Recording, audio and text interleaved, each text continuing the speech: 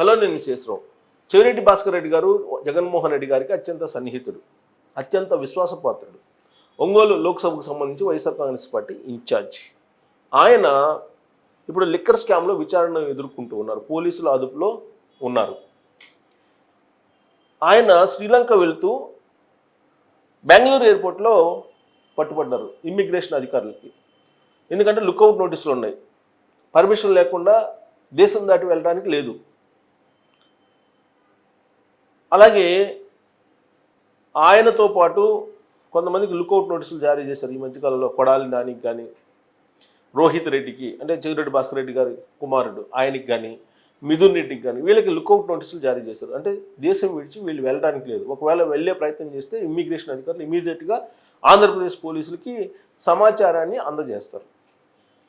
అందుకే లుక్అవుట్ నోటీసులు ఉన్నాయి కాబట్టి బెంగళూరు ఎయిర్పోర్ట్లోనే ఇమ్మిగ్రేషన్ అధికారులు వీళ్ళని బంధించి ఆంధ్రప్రదేశ్ పోలీసులు సమాచారం ఇస్తే అక్కడికి పోయి ఆంధ్రప్రదేశ్ పోలీసులు వీళ్ళని చెవిరెడ్డి భాస్కర్ రెడ్డి గారిని తీసుకొచ్చారు. విజయవాడలో విచారిస్తూ ఉన్నారు. ఇది జరిగినటువంటి ఎపిసోడ్ ఇప్పటి వరకు లిక్కర్ స్కామ్లో చెవిరెడ్డి భాస్కర్ రెడ్డి గారి విషయంలో. అయితే ఈయన అసలు శ్రీలంక ఎందుకు వెళ్ళాలనుకుంటున్నారు, కొలంబో ఎందుకు వెళ్ళాలనుకుంటున్నారు? మామూలుగా వైఎస్ఆర్ కాంగ్రెస్ పార్టీ అధికారంలో ఉన్నప్పుడు దక్షిణాఫ్రికాతోటి విజయసాయి రెడ్డి గారికి, జగన్మోహన్ రెడ్డి గారికి, మిథున్ రెడ్డి గారికి వీళ్ళందరికీ ఏదో వ్యాపార సంబంధాలు ఉన్నాయి అనేటువంటి ఒక ప్రచారం చాలా బలంగా జరిగేది. దానికి తగిన విధంగా దక్షిణాఫ్రికాలో ఎంపికైనటువంటి ప్రజాప్రతినిధులకు ఎక్స్ ఖాతాలో విజయసాయి రెడ్డి గారు కూడా ట్వీట్ చేసేవాళ్ళు. అలాగే పెద్దిరెడ్డి రామచంద్రారెడ్డి గారు మాజీ మంత్రి, ఆయన దక్షిణాఫ్రికాకి చాలా వాహనాలను పంపించారు. అక్కడ ఏదో పెద్ద పెద్ద కాంట్రాక్ట్స్ లేదా వ్యాపారాలు చేస్తున్నారు అనేది చాలా స్ప్రెడ్ అయినటువంటి న్యూస్ అప్పట్లో. మరి అది ఎంతవరకు నిజమో ఏంటి అనేది వాళ్ళే చెప్పాలి కానీ, బట్ న్యూస్ వరకే స్ప్రెడ్ అయింది. అలా తెలుగుదేశం పార్టీ వాళ్ళు ఆ విధంగా స్ప్రెడ్ చేశారు. దక్షిణాఫ్రికాలో ఈయనకి ఆఫ్రికా కంట్రీస్లో పెద్ద ఎత్తున బిజినెస్లు ఉన్నాయని చెప్పి. ఈవెన్ రేషన్ బియ్యం కూడా ఆఫ్రికా కంట్రీస్కి ఎక్కువ ఎగుమతి చేసేవాళ్ళు. ఇప్పుడు ఇక్కడ ఆల్రెడీ ద్వారంపూడి చంద్రశేఖర్ రెడ్డి గారి మీద అనేక ఆరోపణలు ఉన్నాయి. కాకినాడ పోర్ట్ నుంచి ఆఫ్రికా కంట్రీస్కి పెద్ద ఎత్తున రేషన్ బియ్యాన్ని తరలించేవాళ్ళు. అది పెద్ద స్కామ్ అని చెప్పేసి, సీజ్ ద షిప్ అని చెప్పేసి ఈ మధ్యకాలంలో పవన్ కళ్యాణ్ గారు అక్కడికి వెళ్ళారు. కాకినాడ పోర్ట్కి వెళ్ళి షిప్పుల్ని సీజ్ చేసేంత వరకు వచ్చారు.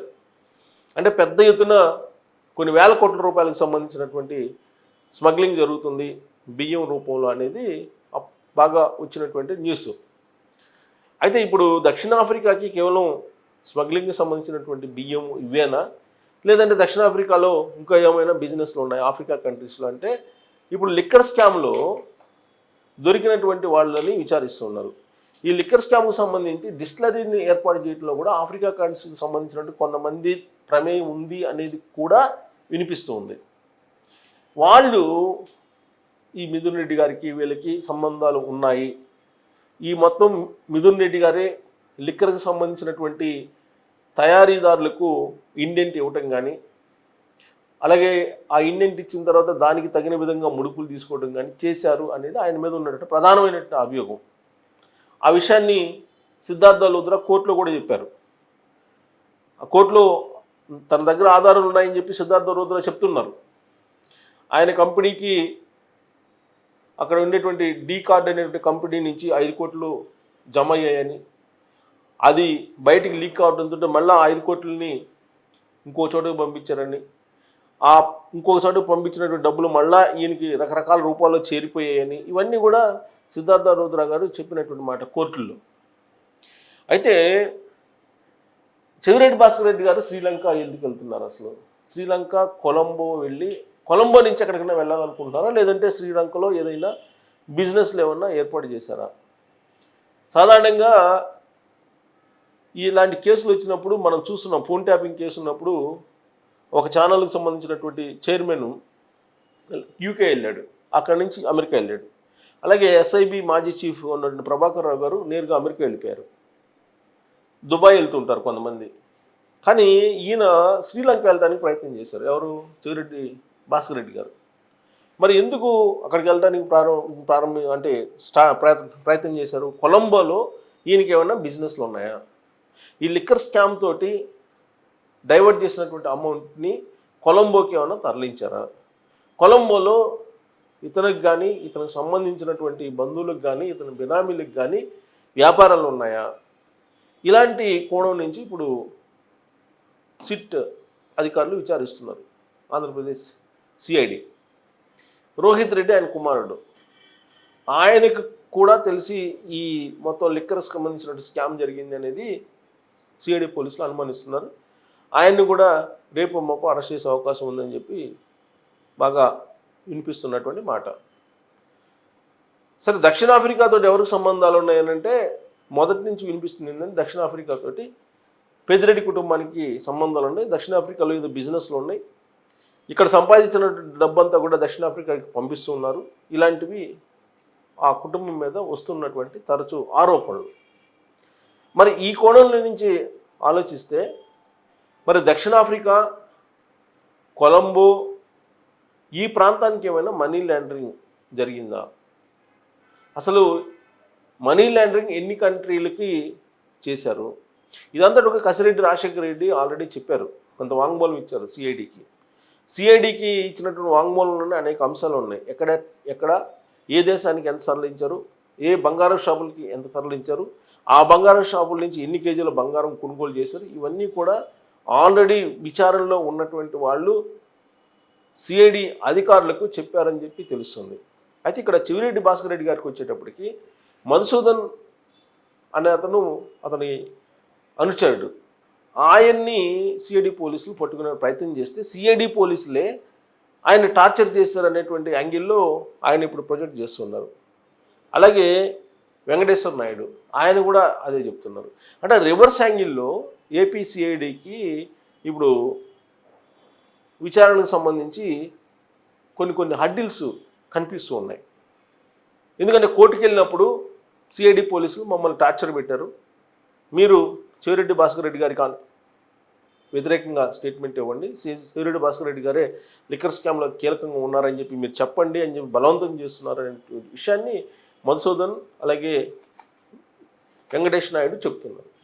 అయితే ఇది సిఐడి వాళ్ళు ఏం చెప్తున్నారు, మేమేమి టార్చర్ పెట్టలేదు వాళ్ళని, మేము చట్ట ప్రకారం మేము విచారించాము, మా దగ్గర వాంగ్మూలాలు ఉన్నాయి, అలాగే ఇప్పుడు అరెస్ట్ అయినటువంటి వాళ్ళు ఇచ్చినటువంటి వాంగ్మూలాలు ఉన్నాయి, వీటిని బేస్ చేసుకుని మాత్రమే తాము విచారిస్తున్నామని వాళ్ళు చెప్తున్నారు. ఇంతవరకు బాగానే ఉంది. దాదాపు ఎన్నికల్లో ఖర్చు పెట్టినటువంటి డబ్బంతా కూడా చివిరెడ్డి భాస్కర్ రెడ్డి గారి ద్వారానే వెళ్ళింది అని చెప్పి ఒక ఒపీనియన్కి సిఐడి వాళ్ళు వస్తున్నారు. ఎంత డబ్బు వెళ్ళింది?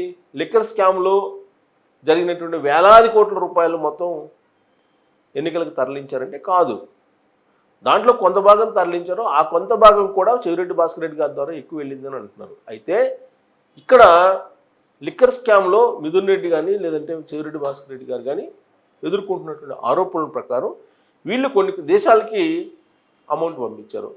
ఏ దేశాలతో వీళ్ళకి సంబంధాలు ఉన్నాయంటే ఇప్పుడు కొలంబో అని చెప్పి ఆయన వెళ్తున్నటువంటి దేశం కాబట్టి అనుమానిస్తున్నారు.